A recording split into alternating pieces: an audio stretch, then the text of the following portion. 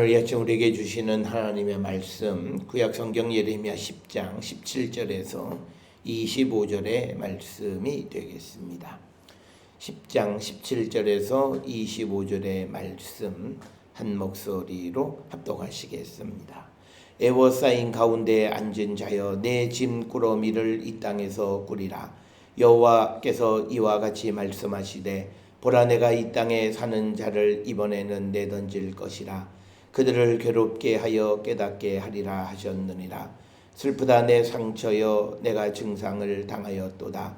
그러나 내가 말하노라 이는 참으로 고난이라. 내가 참아야 하리로다.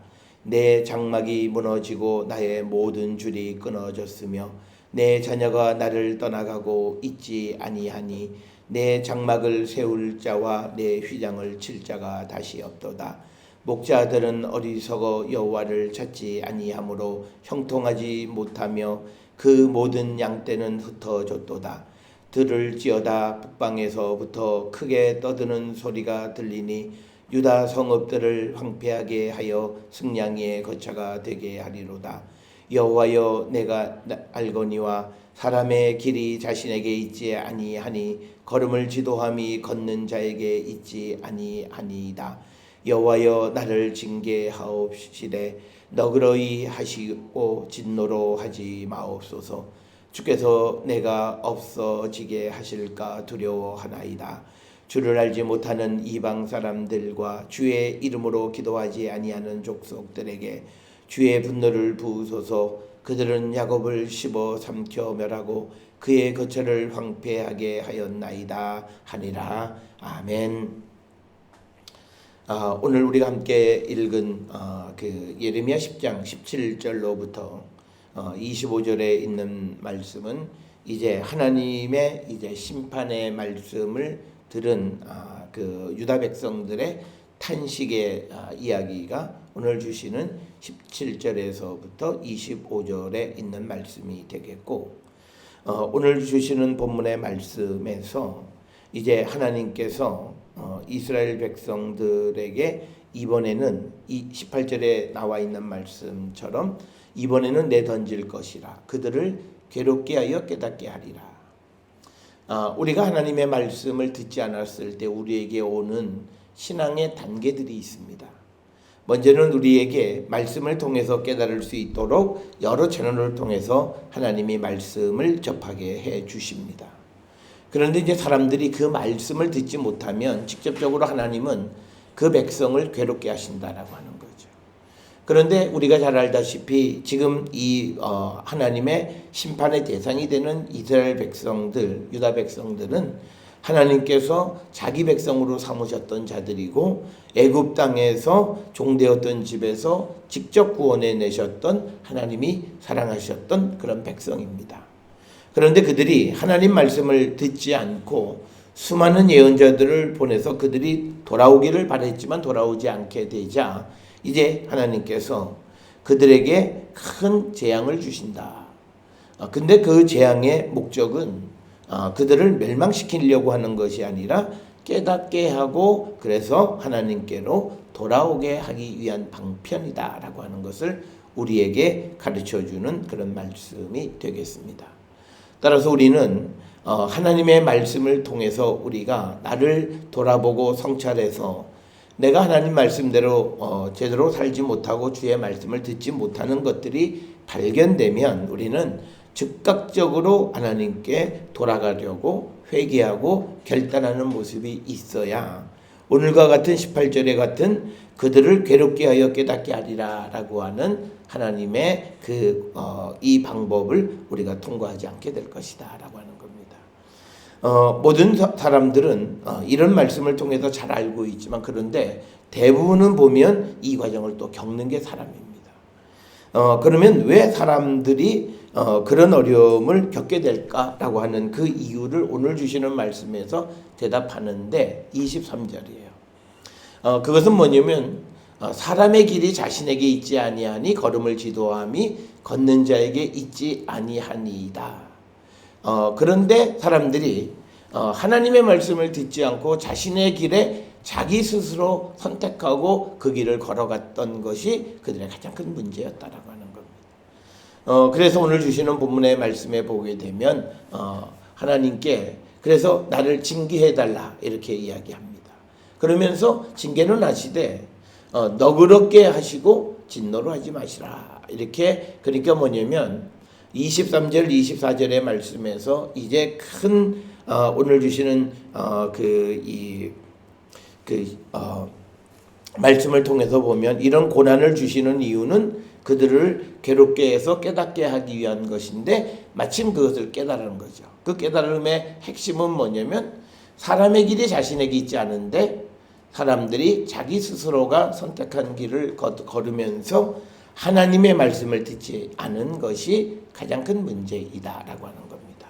특별히 오늘 주시는 이 말씀뿐만 아니라 예레미야서 전체를 통해서 강조하는 딱 한 가지 죄는 하나님의 말씀을 듣지 않고 사람이 스스로 자기의 길을 택하고 그 길을 걸어갔던 것, 그것이 결국은 그들을 멸망으로 이끌어가는 그런 이유가 되어졌다라고 하는 겁니다. 따라서 오늘 우리는 이 주시는 예레미야 10장 17절부터 25절의 말씀, 그리고 뿐만 아니라 지금까지 우리가 보았던 예레미야서의 말씀들을 통해서 우리 자신을 성찰하셔야 됩니다. 그래서 우리가 어떤 길에서 어떤 지점에서 하나님의 말씀과 멀어진 길이 있는가, 그것을 우리가 성찰하고, 그래서 발견되어지는 지점이 있으면 우리가 하나님께 회개하고 돌아가기를 결단하는 그런 자들이 되어야 하고, 그런데 우리가 돌아가는 것이 매우 어려울 때에는 우리가 바로 그때 하나님의 도우심을 구하시면 하나님은 우리를 도와주십니다. 그래서 우리가 정말 괴로움의 사건을 통하지 않고 하나님이 원하시는 것이 무엇인지를 깨닫게 되는 사람이 가장 복된 사람이라고 하는 것, 그것을 우리가 기억을 하셔서 저는 우리 모든 성도들의 삶이 성경에 나와 있는 그런 재앙의 길을 그대로 답습하는 그런 삶이 아니라 성경에 기록되어 있는 이스라엘 백성들의 삶을 반면교사로 삼아서 우리는 그 길을 걸어가지 않으려고, 그리고 우리가 그런 지점이 있을 때에 우리가 하나님 앞에 기도하고 주의 도움을 통해서 우리가 이 괴로움의 길을 걸어가지 않는 자들이 될 수 있기를 우리가 결단하고 또 주님의 도움을 구하는 자, 바로 그런 자들이 복된 삶을 살아가는 자가 아닌가 이렇게 생각을 합니다. 따라서 오늘 주시는 17절에서 25절에 있는 말씀은 죄를 지은 사람들에게 왜 하나님이 고난을 주시는가, 그것은 그들을 망하게 하려고 하는 것이 아니라 그 괴로움을 통해서 깨닫게 하려고 하는 그 역시도 하나님의 사랑의 한 방법이었다라고 하는 겁니다. 그래서 우리 모든 성도들이 말씀을 통해서 우리를 성찰하고 우리가 돌아가야 할 그 지점, 돌아가야 할 그 길을 잘 발견하고 그 길로 갈 수 있기를 주의 이름으로 축원합니다. 오늘 주시는 본문의 말씀에 보면 17절에 에워싸인 가운데 앉은 자여, 이 말은 뭐냐면 이제 다른 나라들이 와서 이스라엘을 포위한 겁니다. 그러니까 에워싸인 가운데 앉은 자여, 내 짐꾸러미를 이 땅에서 꾸리라. 그러니까 떠날 준비를 하라라고 하는 겁니다. 그러니까 우리가 잘 알다시피 예레미야 시대에도 하나니아나 또는 다른 선지자들은 평안하다, 평하다, 평안이다.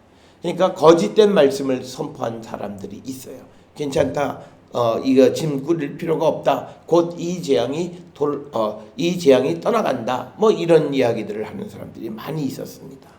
그런데 오늘 주시는 말씀은 에워싸인 가운데 앉은 자여, 즉 유다 백성들이요, 내 짐을 꾸려서 이 땅에서 꾸리라. 이 땅을 떠날 준비를 하라라고 하는 겁니다. 왜 그러냐면 이 고난은 슬쩍 넘어가는 것이 아니라는 거예요. 그래서 18절에 보면 여호와께서 이와 같이 말씀하시되 보라, 내가 이 땅에 사는 자를 이번에는 내던질 것이다. 그러니까 하나님의 계획은 이번에도 어려움이 왔는데 어려움을 그냥 넘어가게 하시는 것이 아니라 이번에는 하나님이 내던질 것인데, 그 이유는 괴롭게 해서 깨닫게 하기 위한 것이다. 우리가 인생을 살아가다 보면 우리가 어떤 잘못을 해도 한두 번은 잘 넘어가요. 그런데 우리가 같은 일인데 어떤 때는 그게 딱 걸리는 일이 있어요. 우리가 이 말씀을 기억하셔야 돼요. 뭐냐면 하나님께서 우리로 하여금 깨닫게 하는 기회를 주세요. 하나님은 무조건 잘못하면 그 즉시 물론 그 선택은 하나님이 다 하시는 거긴 하지만 우리에게 기회를 주시는 거예요. 그러니까 우리는 한 번 넘어가면 두 번째도 비슷한 것을 겪게 될 때 이번도 잘 넘어갈 거야 라는 생각을 하게 됩니다. 바로 그런 생각을 하는 이 유다 백성들에게 이번에는 짐을 꾸려라. 이 땅을 떠나갈 준비를 하라. 왜? 이번에는 하나님이 이 땅에 사는 자들, 즉 뭐냐면 유다 백성들, 그들을 내던지실 것이기 때문이다.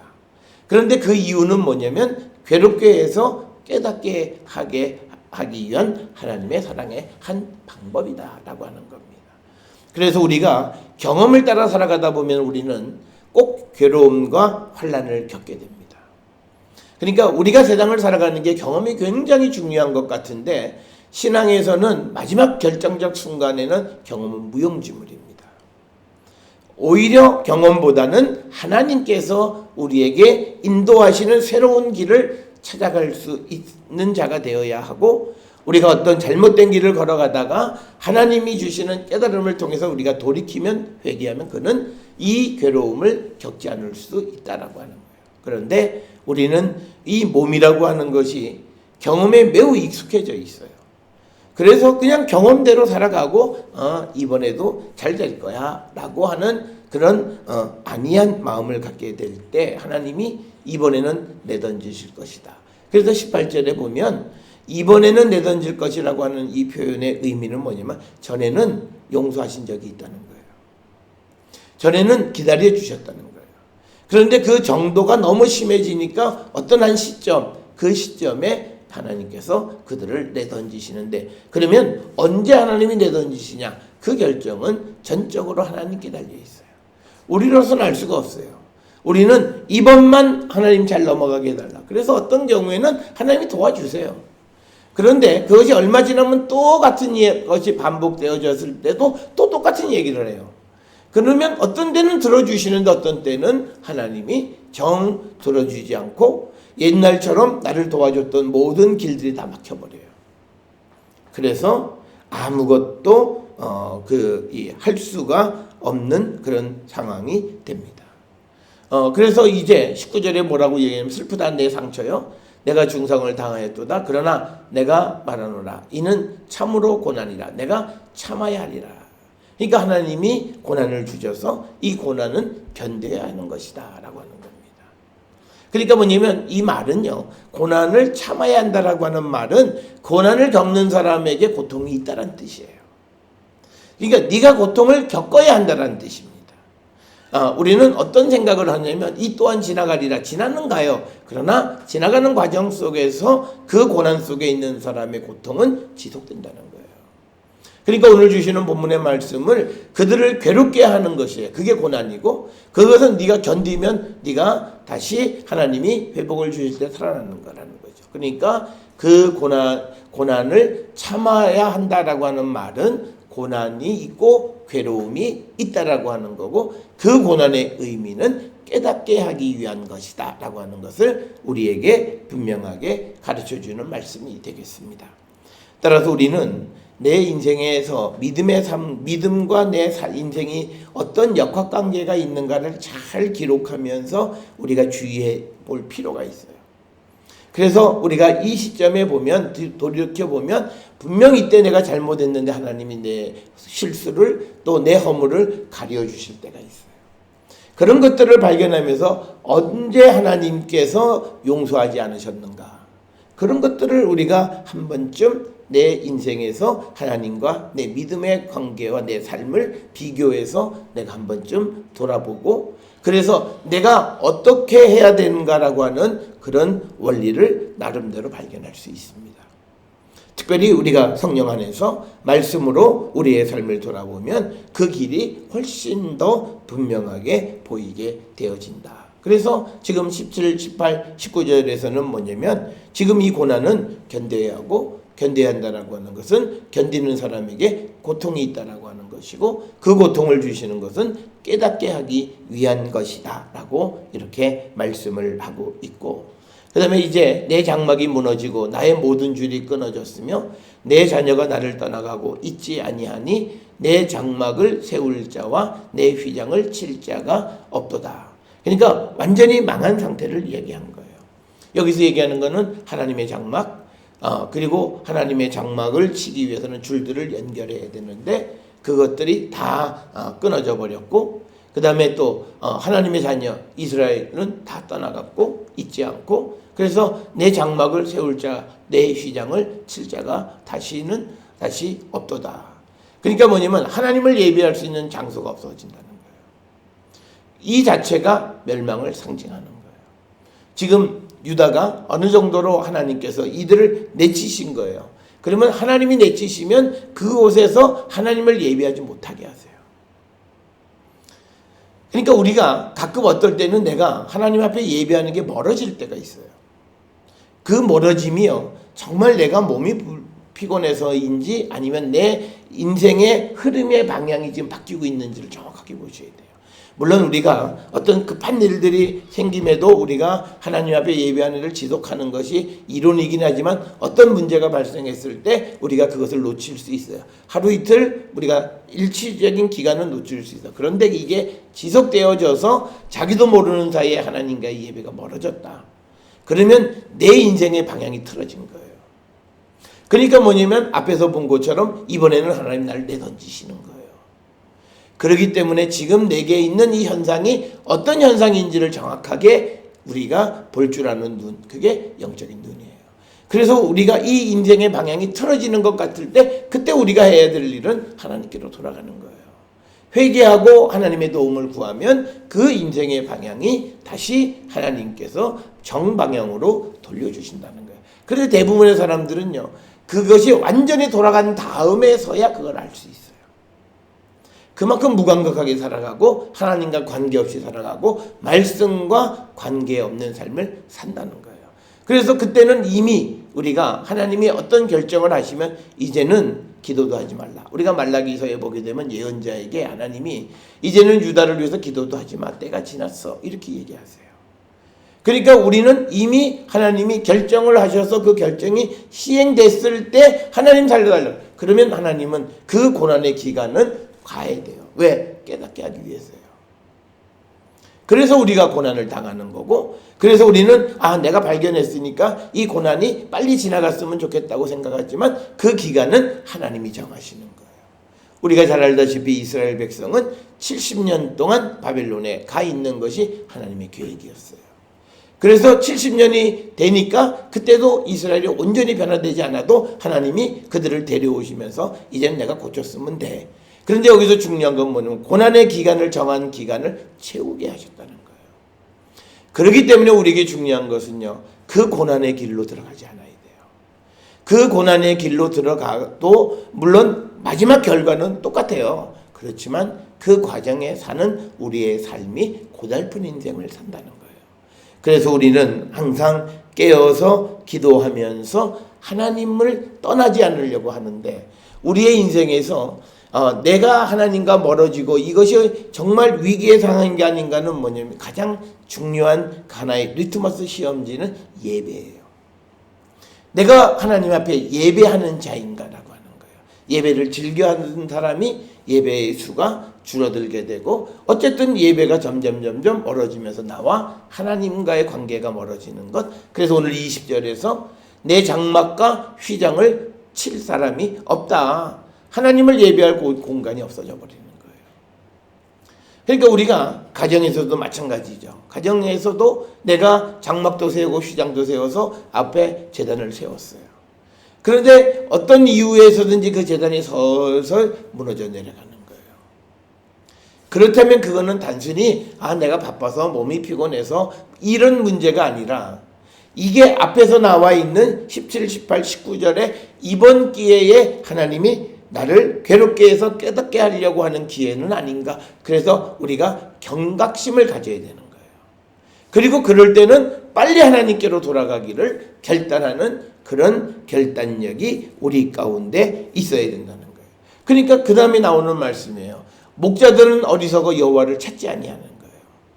그러니까 형통하지 못하고 그 모든 양떼는 흩어지는 거라는 거예요. 그러니까 우리가 목자들은 자기가 양을 잘 칠 수 있다고 생각해요. 그런데 왠지 이게 잘 안 돼요. 그리고 모든 양떼는 목자는 양떼를 모으는 역할을 하는 거예요. 그래서 보호하는 역할을 하는데 그 양떼들이 전부 다 흩어져 버리는 그런 일이 벌어지는 거예요. 그러니까 이건 뭐냐면 사람이 생각하지 못했던 일들이 벌어지는 거예요. 그러니까 비이성적인 일, 이런 일들이 자꾸 생기는 거예요. 그러니까 우리 주변에 이상한 일들이 자꾸 생길 때는요, 우리가 참 신기하다. 영적으로 우리가 생각해 볼 줄 아네. 물론 모든 것을 영적으로 보는 것도 조금은 좀 그렇지만, 그러나 내 삶에 적어도 한순간순간마다 내가 영적으로 하나님 앞에 바른가를 돌아보고 점검하는 건 우리에게 꼭 필요합니다. 그게요, 우리가 어떤 이들은 일주일, 어떤 이들은 매일이고요. 그러니까 매일 하나님 앞에 하루를 마감하면서 자기 자신을 돌아보고 자기의 육신의 삶, 그리고 영적으로 내가, 왜냐면 성경에 우리가 고린도서 10장에 우리가 육신으로 살지만 육신대로 사는 게 아니라는 거예요. 우리가 성령을 따라 살아야 된다는 거예요. 그러니까 우리의 삶의 원리를 정확하게 아셔야 돼요. 주님이 내 안에 계시다라는 이유, 그 말의 의미는 내가 육신을 입고 살지만 육신대로 사는 것은 아니라는 거예요. 그렇기 때문에 우리에게서는요, 육신에게 나타나는 이 원리대로 되어질 것 같은데 그 모든 이론은 하나님 다 깨버리신다는 거예요. 그래서 우리는요, 사람이 겪는 모든 일이 우리에게 나타나지 않아요. 우리가 누구나 어떤 치료를 하면 이 고통도 있고 저 고통도 있고, 물론 그 고통을 다 겪을 수도 있지만 어떤 경우에 한두 고통은 넘어갈 수 있어요. 하나님이 그 정도는 얼마든지 해주실 수 있는 분이세요. 우리가 가지고 있는 이론에 내가 지면 안 된다는 거예요. 하나님은 우리를 많은 사람들이 겪는 그 고통, 근데 내가 너무 두려워하고 내가 너무 힘들어할 때 하나님 그 고통을 우리에게 넘겨주실 수 있는 분이세요. 우리가 그러한 믿음을 가지고 하나님을 찾아야 된다는 거예요. 그런데 그런 고통이 있고 하나님의 장막을 세울 사람도 없는 그런 지경에 처해 있음에도 불구하고 여호와를 찾지 않아요. 그러니까 하나님 앞에 여기 여호와를 찾지 않는다는 건 하나님 앞에 제사를 드리지 않으니까, 그러니까 뭐냐면 장막 세울 자가 없고 휘장을 칠 자가 없잖아요. 그러면 목자들은 빨리 장막을 세우고 휘장을 칠 생각을 해야 되는데 에이 잘 됐다 그러고는 하나님을 찾지 않는 거예요. 하나님 앞에 예배하지 않아요. 예배하지 않으니까 형통하지 못해요. 그리고 모든 건 다 흩어져요. 여러분, 이거는요, 성경에서 우리에게 보여지는 삶의 패러다임이에요. 우리의 삶이 회복되어지려면요, 예배가 살아나면 형통하고 모든 것이 모여요. 그런데 예배가 죽으면 형통하지 않고 그 다음에 모든 게 흩어져 버려요. 가정도 그렇고 삶도 그렇고 심지어는 재물도 그래요. 그래서 우리가 하나님 앞에 하나님을 찾게 되면 형통, 모든 것이 성공해요. 그리고 모든 양떼를 모아지게 하는 그 역할을 하나님이 해주시는 거예요. 그럼에도 사람들은 하나님을 찾지 않아요. 그런데 왜 사람들이 하나님을 찾지 않느냐라고 하는 것은요, 앞에서 우리가 봤던 23절 때문에 그래요. 사람의 길이 자신에게 있다고 생각했기 때문에 하나님을 찾지 않는 거예요. 오늘 살아가는 이 시대에서 우리가 경계해야 될 생각 중에 하나는 바로 이 생각이에요. 우리가 인생의 모든 것을 다 그런데요, 하나님이 허락하지 않으면 어느 것도 될 수가 없어요. 우리는 잠언 16장에 보면 사람이 경영을 해도 이루시는 건 하나님이세요. 우리가 계획을 해도 이루시고 완성시켜주는 건 하나님이세요. 그러니까 우리가 우리의 모든 인생의 길에 결정은 하나님께 있다라고 하는 걸 인정하고 하나님을 찾고 하나님에게로 가면 그 길은 열려요. 그런데 사람들은 자기의 길을 가려고 해요. 사람의 길이 자신에 있다고 생각해요. 그래서 오늘 23절에 있는 이 말씀은 오늘 살아가는 많은 사람들이 빠지기 쉬운 함정이에요. 그러니까 이렇게 생각해요. 우리는 굉장히 잘못 생각해요. 하나님이 내게 지혜를 주셔서 내가 알아서 하게 그게 아니에요. 우리는 주님이 내 안에 계셔서 내가 주님이 지시해주고 인도해주시는 길을 따라가는 거예요. 그래서 우리는 늘 주님과 함께하는 거예요. 임마누엘의 삶을 사는 거지, 내가 지혜를 받아서 그래서 그 다음에 그걸 내가 가지고 그것 가지고 마음, 그렇지 않다는 거예요. 항상 우리는 주님과 동행하는 삶을 살아야 된다는 거예요. 그래야 우리의 길이 열려지고 우리의 그 모든 일들이 형통하게 된다. 이 형통이라는 말은 쉽게 생각하면 모든 것이 성공한다는 거예요.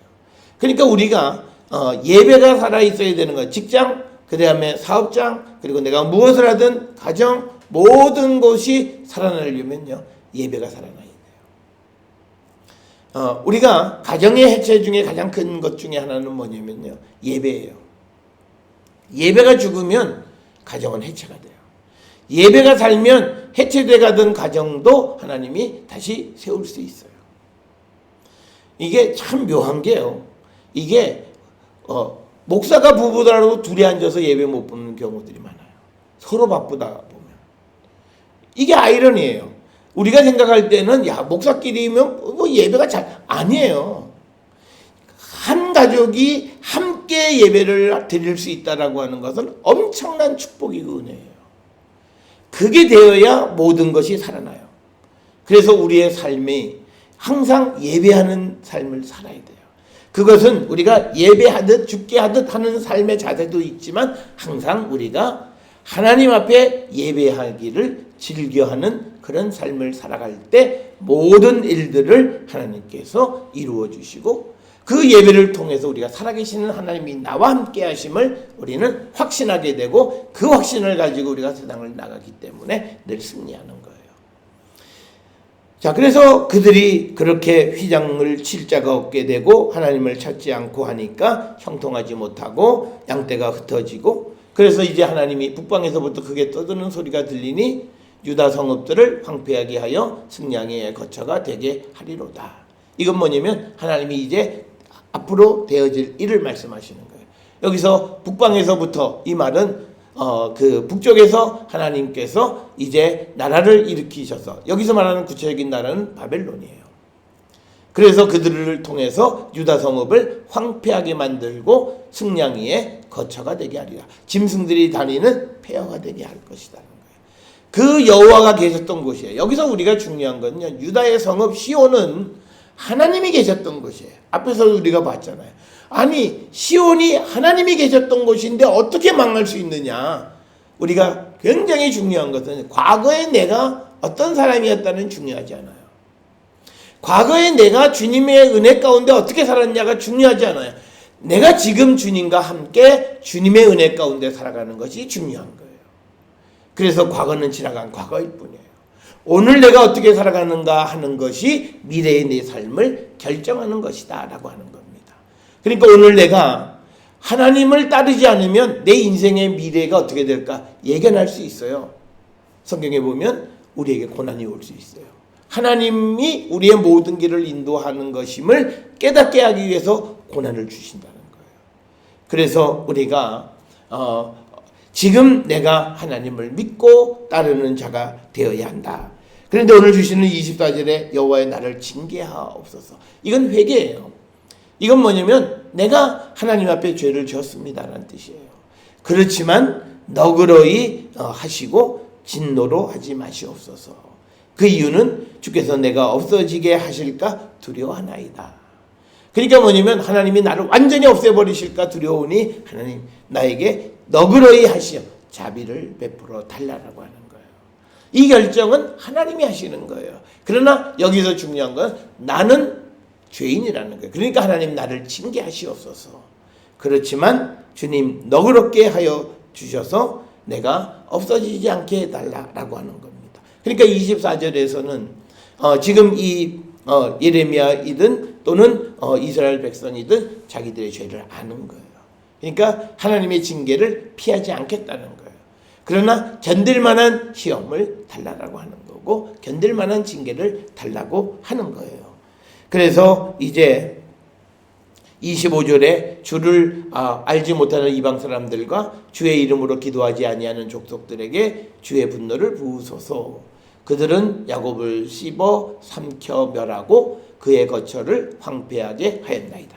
그러니까 여기에서요, 하나님께서 두 가지를 다 심판하세요. 하나는 유다가 제대로 살지 못하기 때문에 바벨론을 데려와서 유다를 쳐요.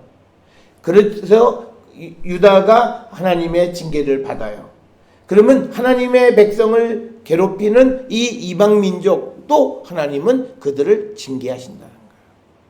그러니까 우리가 이 하박국의 기도에 보게 되면, 하나님 어떻게 거룩하지 않은 자들을 통해서 거룩한 하나님의 백성들을 치실 수가 있습니까? 이 이야기를 할 때 그때 대답이 뭐냐면요, 내가 나중에 그들도 칠 거다라고 하는 거예요.